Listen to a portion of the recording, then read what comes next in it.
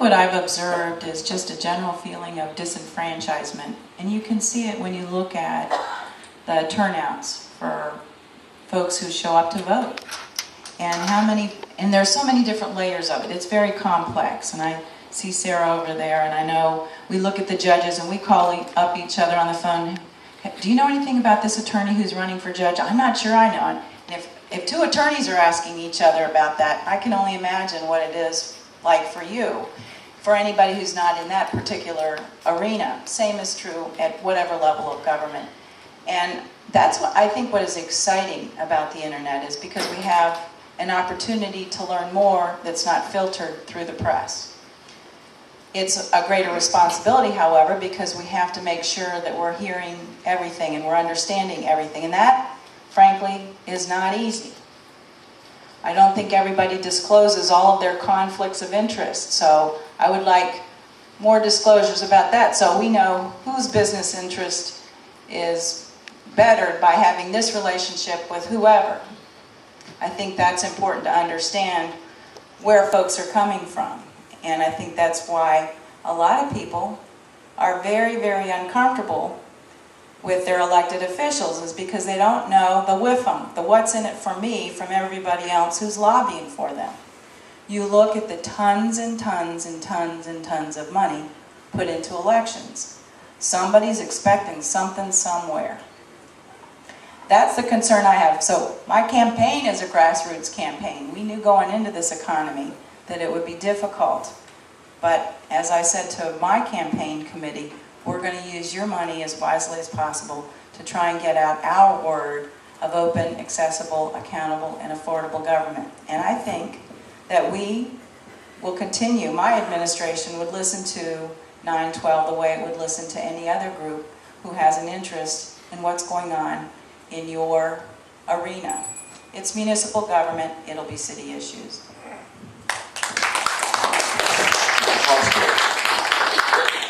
You know, the greatest grassroots group, and it's almost a lost form, the greatest grassroots group that I want to listen to is the American voter.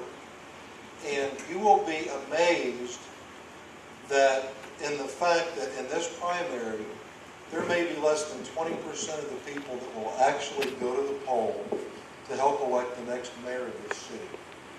And as I am out walking neighborhoods, we don't walk neighborhoods anymore, we target, and I'm not disclosing any campaign secrets, we target super voters, and the saddest thing happens every Saturday when I'm out riding is we've got 2 people here, 2 households here that vote.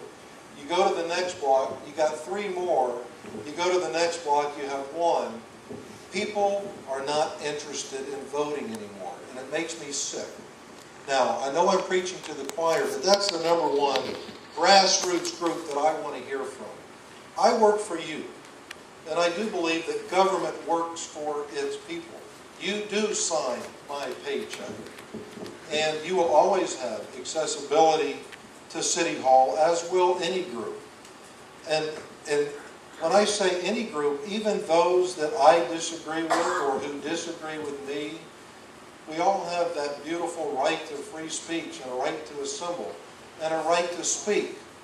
But I really and truly want you to exercise your right to vote. And the idea that 20% of the people may elect the next mayor, it is frightening. But everyone at all groups will have access to the Foster administration. I've been very accessible in my 9 years on the City Council to all groups, and yes, even those that disagreed with me. And I'm amazed at how many people from those groups have come to my aid now that I'm running for mayor, because all they want is to be heard. All they want is honesty and accessibility, and I was able to give them that. So I had that track record. Thank you. All right. Your name and your question? Dr. David McCaleb. This is regarding taxpayer funding for a new stadium for the Rays. That stadium takes $2 million a year in insurance last time I checked. The police is paid half of the cost is paid for by the taxpayers to direct traffic, and who knows if that builds up their pension plan. And now the Rays want a new stadium while we're looking at service cuts and other demands on our taxpayers. This goes to the first person who can give me a yes answer. Will you work to oppose the use of any tax dollars from any source to build a new stadium for the Tampa Bay Rays?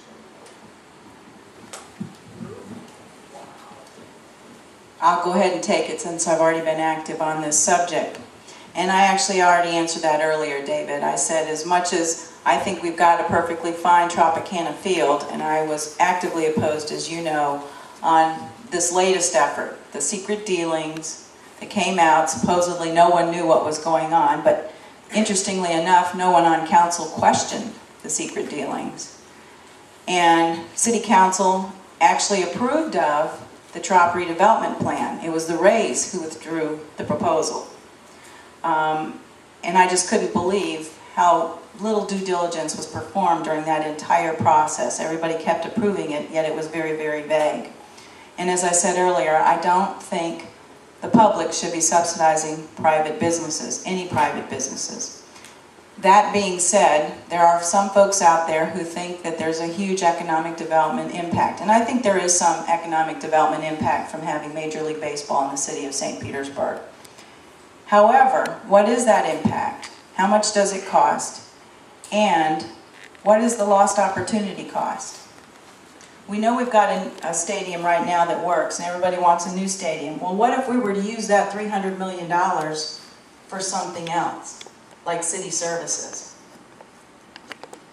And that's never brought into the discussion of how we use our public funds. And that's the concern I have about it.